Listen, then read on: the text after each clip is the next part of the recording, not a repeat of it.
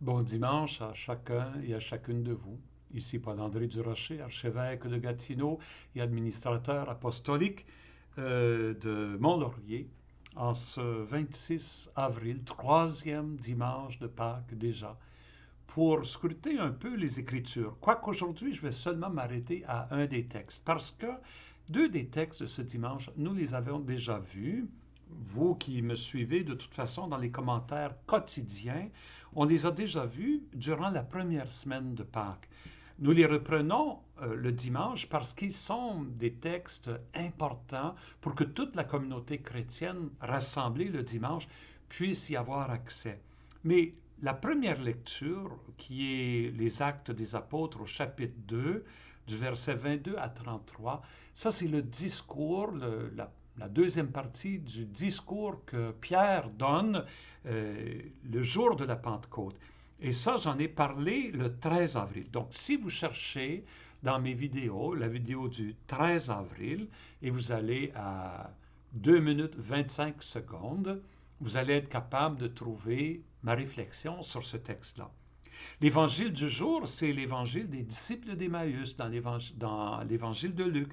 Et celui-là aussi, nous l'avons déjà vu le 15 avril. Donc, si vous voulez aller voir les commentaires pour le 15 avril, allez trouver cette vidéo-là du 15 avril et allez à la 9e minute, 9 minutes 20 secondes. Vous pourrez trouver mes commentaires. D'ailleurs, je l'ai noté, j'ai noté ces vidéos et c'est dans la description de cette vidéo-ci pour vous aider à vous retrouver. Je vais donc m'arrêter à la deuxième lecture un peu, qui est de la première lettre de Pierre. J'avais annoncé la semaine dernière que nous prendrions le temps de lire des bons bouts de l'évangile de la première lettre de Pierre durant ce temps pascal, à chaque dimanche. Donc aujourd'hui, 1 Pierre, le premier chapitre, versets 17 à 21. Et entrons dans ce texte-là. Pierre commence en disant, si vous invoquez comme Père celui qui juge impartialement chacun selon son œuvre, vivez donc dans la crainte de Dieu pendant le temps où vous résidez ici-bas en étranger. Oh, il y a beaucoup là-dedans qui est intéressant. D'abord, vous invoquez Dieu comment? Comme un Père. C'est Jésus qui nous a appris à invoquer Dieu comme Père. Et un Père qui juge impartialement, donc qui ne fait pas de différence entre les hommes. On va voir dans les Actes des Apôtres, Pierre, la première fois qu'il va rencontrer un païen qui fait l'expérience de l'Esprit Saint, il va dire, je me rends compte, Dieu ne fait pas de différence entre les humains. Il juge impartialement. Donc, c'est vraiment l'expérience de Pierre de découvrir que Dieu ne fait pas de différence en fonction de l'ethnie, en fonction de la culture, en fonction de la langue. Non, il est impartial. Il juge chacun selon son œuvre. Et ici, c'est intéressant que c'est au singulier, son œuvre, non pas ses œuvres, son œuvre, comme Saint Jean dirait dans son évangile, et l'œuvre, c'est quoi? L'œuvre de Dieu, c'est de croire en celui qu'il a envoyé. Donc, il juge chacun impartialement selon si on accueille Jésus ou non. Il dit, donc il continue, donc si vous invoquez Dieu comme ça, d'abord, vivez dans le respect de ce Dieu-là. Vivez dans le respect, dans la crainte de Dieu. La crainte, chez les Juifs, oui, c'est ce respect profond, parce que nous sommes des créatures, Dieu est Dieu, c'est lui notre Père. Pendant ce temps où vous résidez ici-bas, en étranger. Pierre, il fait beaucoup de différence entre ce temps présent dans lequel nous sommes et le dernier jour qui viendra quand Dieu révélera la gloire de son Fils Jésus. Et en attendant, nous sommes ici comme des étrangers. C'est pas notre demeure permanente, Pierre est en train de dire. Paul le dira aussi dans une de ses lettres. Ce n'est pas notre demeure permanente. Nous sommes des itinérants. Nous sommes des voyageurs. Nous sommes des étrangers. Alors, c'est la première phrase. La deuxième phrase, vous le savez, c'est pas par des biens corruptibles, l'or ou l'argent, que vous avez été rachetés de la conduite superficielle héritée de vos pères.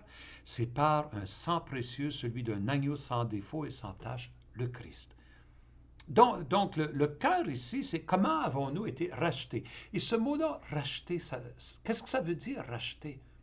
Ben, Pierre se sert d'une pratique qui existait en Israël, que si tu voulais libérer un esclave, disons tu étais devenu ami d'un esclave ou tu pouvais le racheter de son maître et le libérer, le déclarer libre.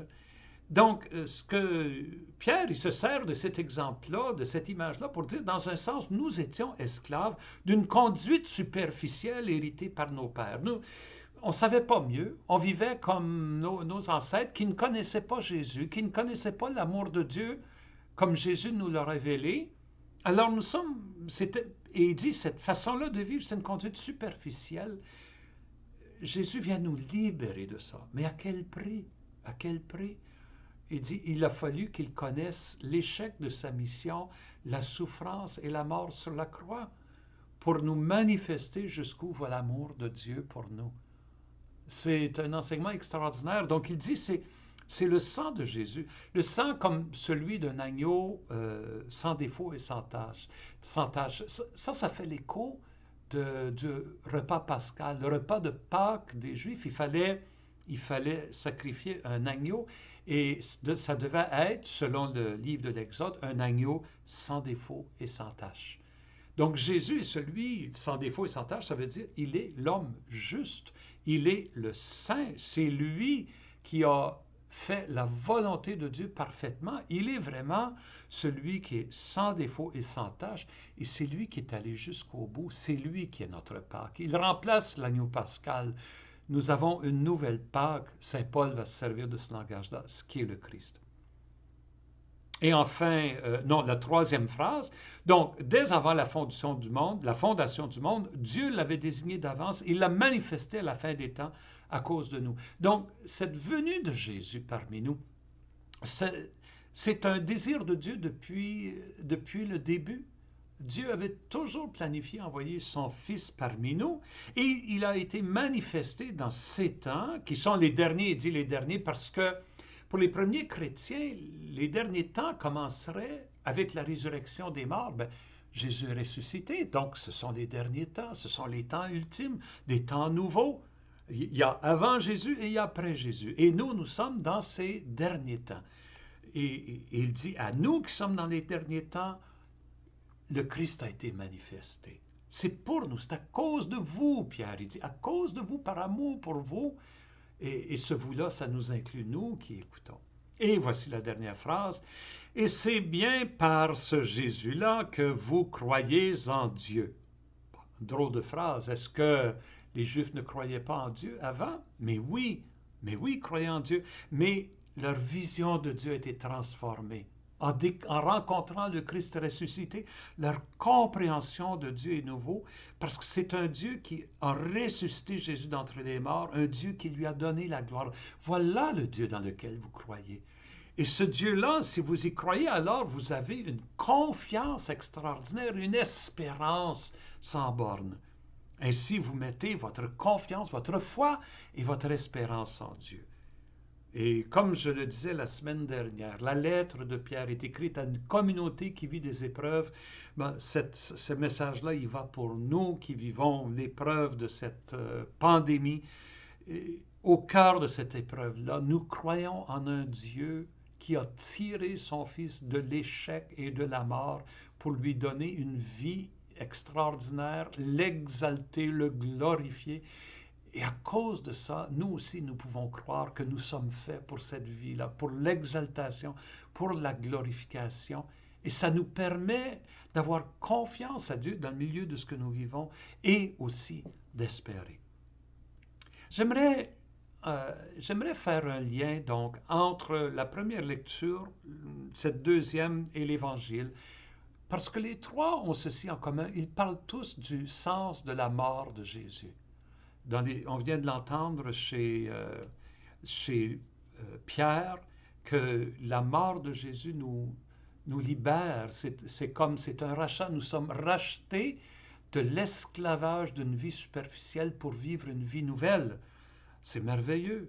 Dans la première lecture, Luc va dire que vous avez crucifié Jésus, mais Dieu l'a ressuscité et à cause de ça, il l'a rempli de l'Esprit qu'il nous donne. Donc, de la mort et de la résurrection vient l'Esprit. C'est l'Esprit qui nous est donné. Et dans l'Évangile, nous allons, si vous retournez le voir, vous allez voir cette scène où Jésus marche avec les disciples d'Emmaüs et il leur explique pourquoi le Christ devait souffrir et mourir pour connaître la gloire. Et il se sert des Écritures. Et j'aimerais juste faire situer tous ces textes-là dans le développement des 60 premières années de la communauté chrétienne après la mort et la résurrection de Jésus. On pourrait dire 3 générations, 3 tranches de 20 années. Après la mort et la résurrection de Jésus, pour 20 ans, on n'a pas d'écrit de ce temps-là. Il n'y a pas de texte qui nous reste. S'il y a eu des textes, ils ne sont pas restés. Parce que à ce moment-là, ces premières 20 années-là, les apôtres étaient en train de prêcher Jésus ressuscité, des communautés se formaient, Paul se promenait à travers la Turquie, à travers la Grèce, et il créait des communautés surgissaient. On dit que les autres apôtres se sont répandus partout. C'était le temps de l'action, ce n'était pas le temps de l'écriture.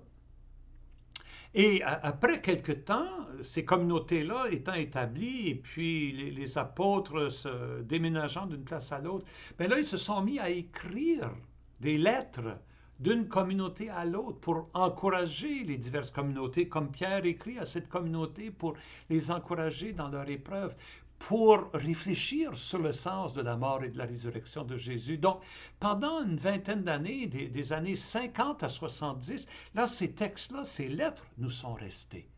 Les lettres de Paul, les lettres de Pierre, de Jacques, la lettre aux Hébreux. Donc, ces lettres-là nous sont restées. Et enfin, vers l'année 70, de 70 à 90, là où ces apôtres-là mouraient, ils n'étaient plus là. Là, on a pensé que ça serait important de ramasser leurs souvenirs de Jésus et de commencer à rédiger, on pourrait dire, l'histoire de Jésus. Et c'est la naissance des évangiles et des actes des apôtres. Donc, qui racontent ces histoires-là, mais qui les racontent à partir de la foi des chrétiens, des chrétiennes et de la vie de leur communauté. Et durant ces 60 ans-là, il y a eu une maturation de la compréhension du sens de la mort de Jésus. Vous voyez, les disciples d'Emmaüs, le soir, qui sont retournés chez eux, pour eux, la mort de Jésus était incompréhensible. Incompréhensible parce que ça ne rentrait pas du tout dans leur façon de comprendre le Messie. Le Messie que Dieu avait promis dans l'Ancien Testament devait rassembler le peuple. Alors Jésus n'avait pas réussi à rassembler le peuple. Au contraire, il y avait eu une division dans le peuple à cause de lui. En particulier, les chefs l'avaient rejeté.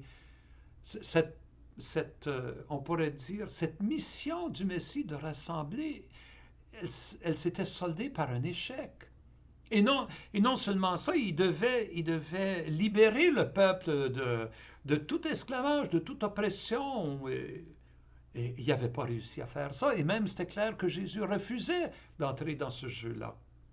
Quand il est rentré à Jérusalem et qu'on l'a acclamé, il est entré sur un anon, humble, pauvre, comme le prophète Zacharie avait dit.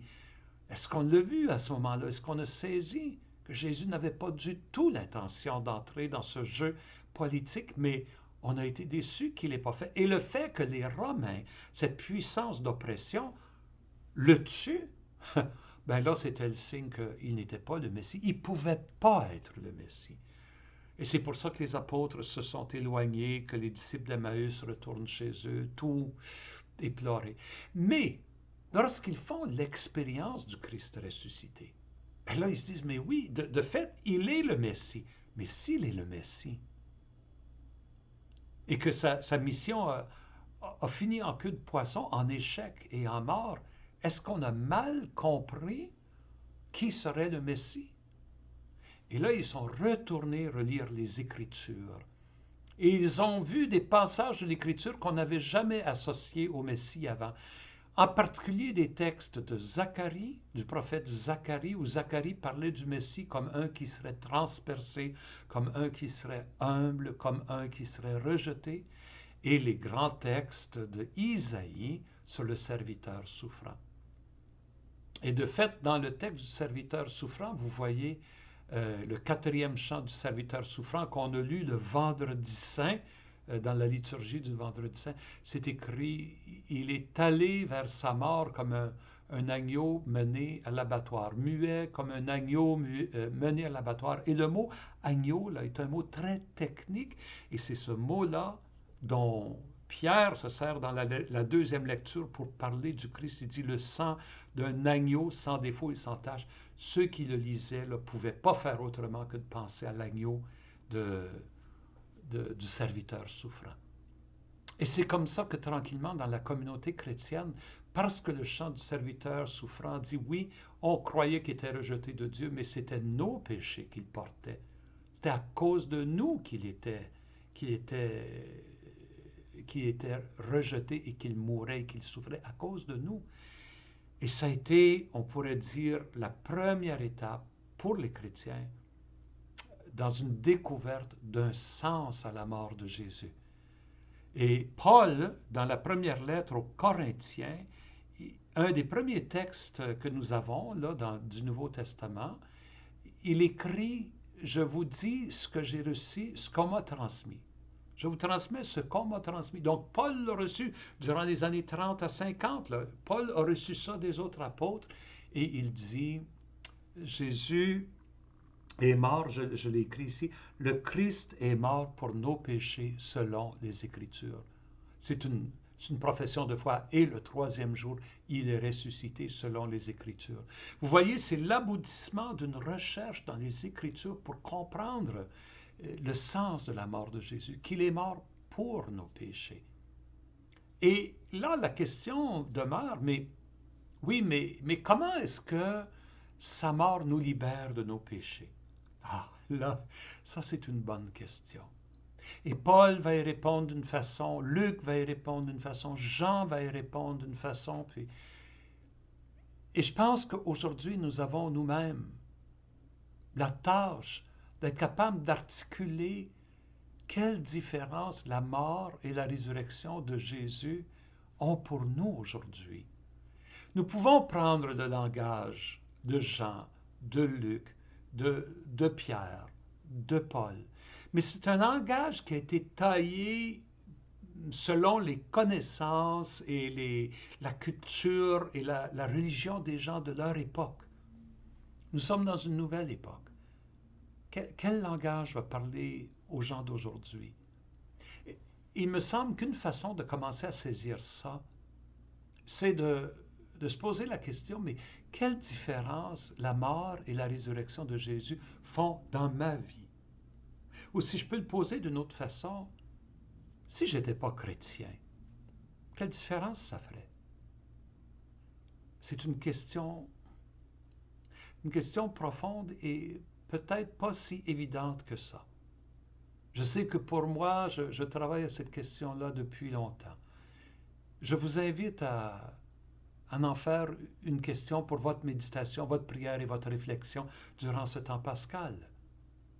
Dans la première lecture, Saint Pierre, dans les Actes des Apôtres, il dit « Jésus, vous l'avez crucifié, Dieu l'a exalté, l'a rempli de l'Esprit Saint, et cet Esprit-là, Jésus nous l'a donné, et nous vivons de l'Esprit. » Voilà la différence que ça fait pour Pierre. Nous vivons de l'Esprit de Jésus. Pour la première lettre de Pierre, la différence, c'est que nous sommes rachetés d'une conduite superficielle que nous avions héritée de nos pères. Et nous sommes capables de vivre d'une nouvelle façon. Dans l'Évangile, avec les disciples d'Emmaüs, ça va être la joie. La joie de savoir que Jésus est ressuscité et que sa mort faisait partie du plan de Dieu. Comment vous répondez à cette question-là aujourd'hui? Je vous laisse cette question avec ma bénédiction, en vous invitant à en jaser avec d'autres autour de vous. Ce serait peut-être une bonne idée. Demandez-leur. Discutez de ça. Et essayons de trouver le sens de la mort et de la résurrection de Jésus pour nous. Je vous bénis au nom du Père, du Fils et du Saint-Esprit. Amen.